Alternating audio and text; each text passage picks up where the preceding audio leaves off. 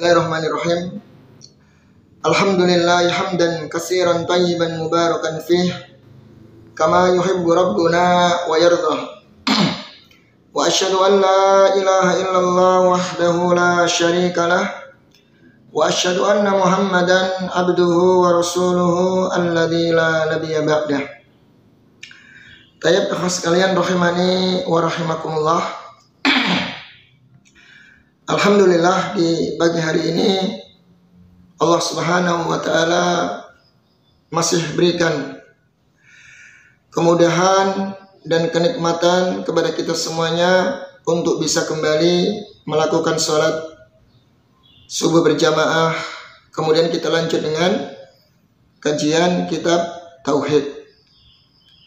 Semoga Allah tabaraka wa taala senantiasa memberikan keistiqomahan untuk kita semuanya untuk senantiasa menjadi hamba yang taat kepadanya. Tayyib ikhwah, sampai mana kemarin?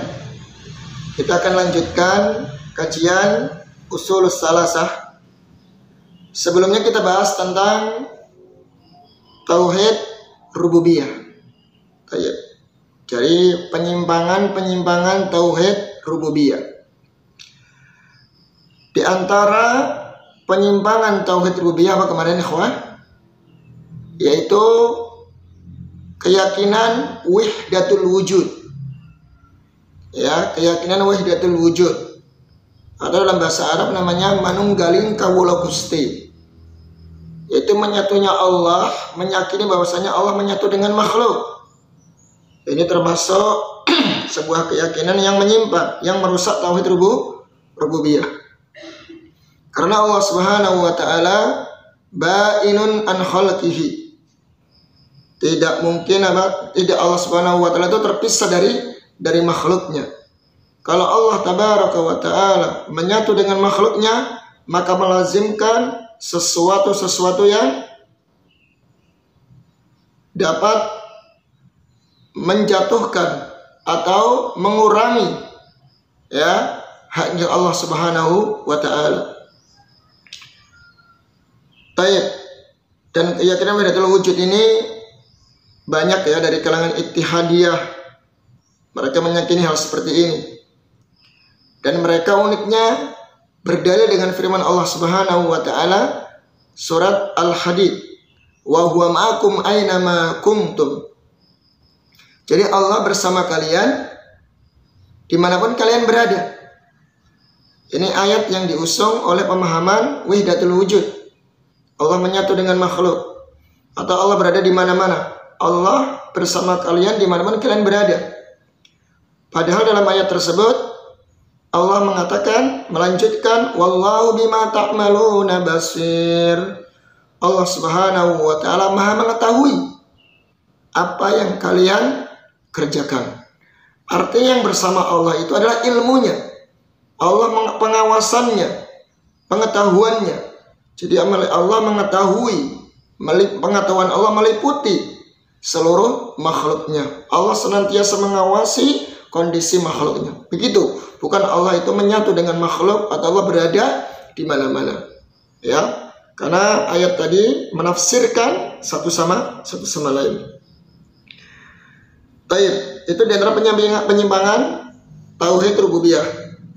Kemudian juga kemarin kita sebutkan bahwa di antara penyimpangan tauhid rububiyah adalah mengakui adanya selain Allah yang mengatur. Mungkin orang Jawa itu dulu mereka meyakini bahwa yang mengurusi atau yang mengatur masalah padi-padian atau masalah makanan pokok sembako itu Dewi Sri, ya Dewi Sri. Berarti dia meyakini ada selain Allah yang mengatur masalah pangan.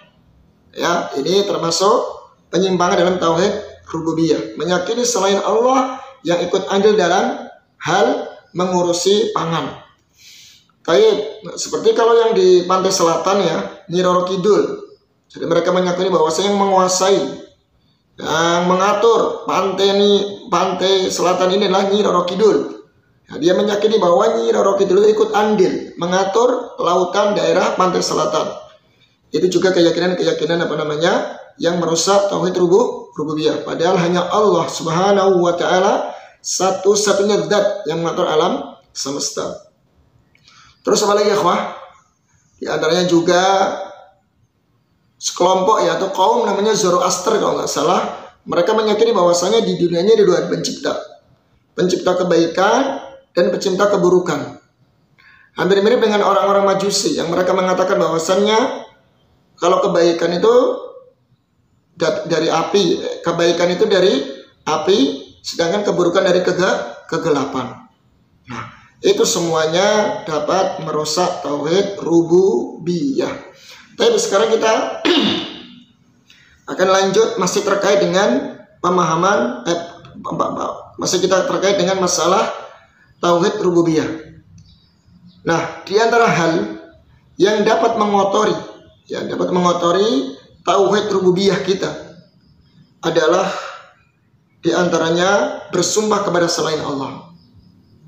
Maka Nabi telah bersabda, "Man halafa bi ghairillah faqad kafara aw asyrak." Barang siapa bersumpah kepada selain Allah, maka dia telah kufur dan berbuat syirik. Loh, kenapa? Bersumpah kepada selain Allah itu menjadi kekufuran, bisa masuk ke dalam kesyirikan. Karena sumpah ini kan menjadikan kita jaminan. Ya, menjadikan kita jaminan. Sedangkan yang menjamin kita itu adalah Allah Subhanahu wa taala. Ketika seseorang menjadikan jaminan dirinya kepada selain Allah, berarti otomatis dia akan mengagungkan dari selain Allah tersebut. Ya, maka ini menunjukkan hal menyandarkan, menjaminkan dirinya dan mengagungkan, ada unsur pengagungan kepada selain Allah Subhanahu wa taala. Maka Nabi menyebutkan faqad kafara au asyraka. Maka hati-hati yang seperti ini ya. Hati-hati yang seperti ini, bersumpah kepada selain Allah. Bahkan ada yang bersumpah demi Allah dan Rasulnya. Gak boleh. Walaupun dia bersumpah kepada seorang Rasul, bersumpah kepada seorang malaikat, ya, orang-orang yang paling dekat dengan Allah pun gak boleh. Ya, tidak boleh. Ya, sering kita dengar kan, sumpah demi Allah dan Rasulnya. Ini gak benar seperti itu. Ya, gak dibenarkan dalam Islam. Sumpah hanya demi Allah, hanya untuk Allah semata, bukan untuk selain Allah, sekalipun dia seorang Rasul atau seorang malaikat. Tayyib ikhwah. Kemudian di antara hal yang mengotori tauhid rububiyah, yaitu menyandarkan nikmat kepada selain Allah. Ya, menyandarkan nikmat kepada selain Allah. Karena Allah itu yang memberikan kenikmatan kepada kita semuanya. Ya, hakikat fabima nikmatin minallah.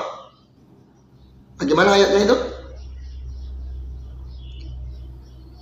Pokoknya intinya bahwasanya nikmat itu datangnya dari Allah Subhanahu wa taala. Ya, nikmat itu dari Allah Subhanahu wa taala. Maka enggak boleh kita sandarkan kepada selain Allah. Ya, selain Allah tabaraka wa taala. Bahkan dalam walaupun hanya sebab ya, hanya sebab saja nggak boleh. Jadi Rasulullah SAW pernah mengatakan dalam sebuah hadisnya, ya, la taqulu ma Allah wa syaa fulan. Walaupun dia mengatakan sebagai sebab, menggandengkan sebab di situ, itu tidak boleh. Ya, jangan kalian katakan ya dengan kehendak Allah dan fulan, si fulan, karena kehendak fulan. Walakin qulu masya Allah. Ya. Akan tetapi katakanlah dengan kehendak Allah Subhanahu wa taala. Summa fulan, dikasih summa ya, dengan kemudian. Ya, kemudian fulan. Jadi ini karena kalimat waw itu ada yang unsur apa? Musyarakah, menggandengkan dari selain Allah dengan hanya Allah Subhanahu wa taala. Seperti ucapan seseorang, kalaulah bukan karena polisi, ya kalaulah bukan karena polisi, rumah saya akan kerampokan. Ini juga nggak boleh seperti itu. Ya, jadi menyandarkan nikmat tadi kepada selain Allah Subhanahu wa taala. Kalau seandainya dia menyandarkan, kalaulah bukan karena Allah dan polisi, itu juga nggak boleh. maka rumah saya tidak akan kerampokan. Itu juga nggak boleh karena menggandengkan Allah dengan polisi. Maka yang benar kata Nabi, ya, laula Allah, ya, summa fulan. Kalau bukan karena Allah, kemudian ya polisi, maka rumah saya tidak kerampokan. Ya, maka rumah saya tidak kerampokan. Itu baru yang benar. Itu zikir kalimat summa, kemudian. Jadi ada jeda. Ya, karena summa itu ada jedanya. Kemudian, ya, sebab karena polisi. Jadi nggak boleh digandengkan dengan wawu. Kalau seandainya bukan karena polisi dan seandainya bukan karena Allah dan polisi, itu nggak boleh seperti itu. Itu diantara hal yang mengotori tauhid rububiyah. Jadi menyandarkan nikmat itu dari kepada selain Allah Subhanahu wa taala.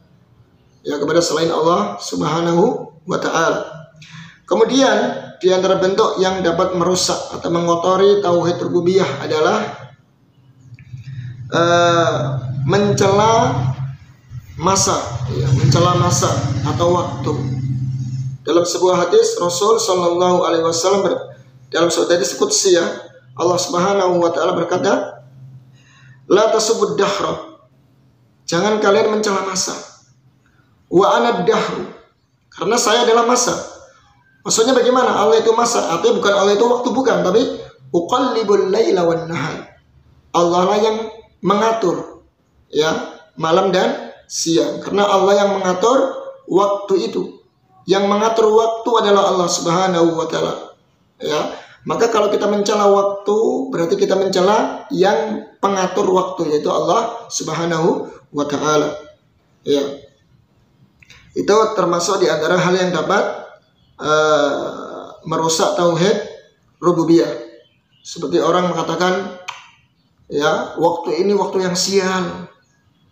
Pokoknya kalau waktu hari bulan Syura gitu, ya, bulan Syura, ya, itu waktu yang sial. Itu nggak boleh seperti itu.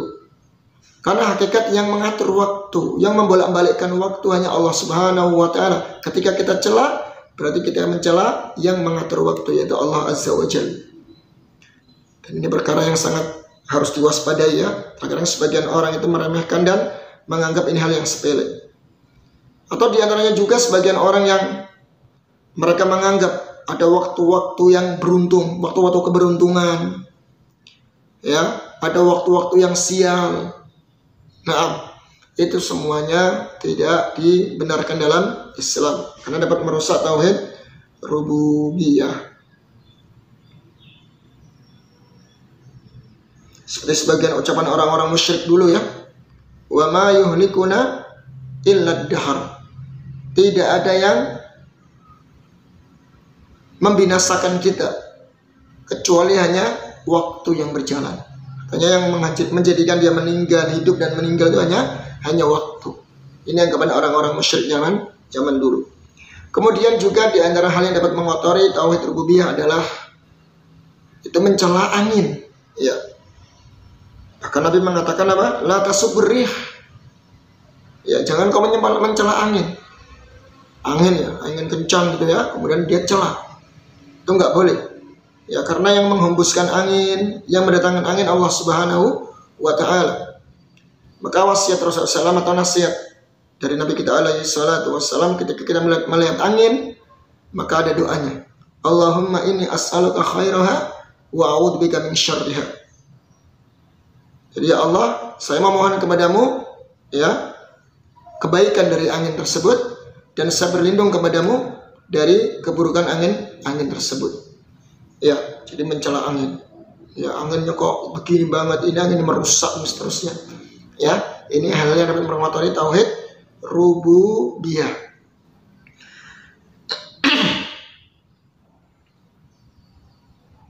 Baik, ikhwan sekalian rahimani wa rahimakumullah. Mungkin ini saja dulu, ya, yang bisa saya sampaikan. Insyaallah ta'ala nanti besok kita lanjut pembahasan tauhid uluhiyah, ya, uluhiyah. Ya, mohon maaf atas segala kekurangan. Subhanakallahumma wa bihamdik asyhadu an la ilaha illa anta astaghfiruka wa atubu ilaik.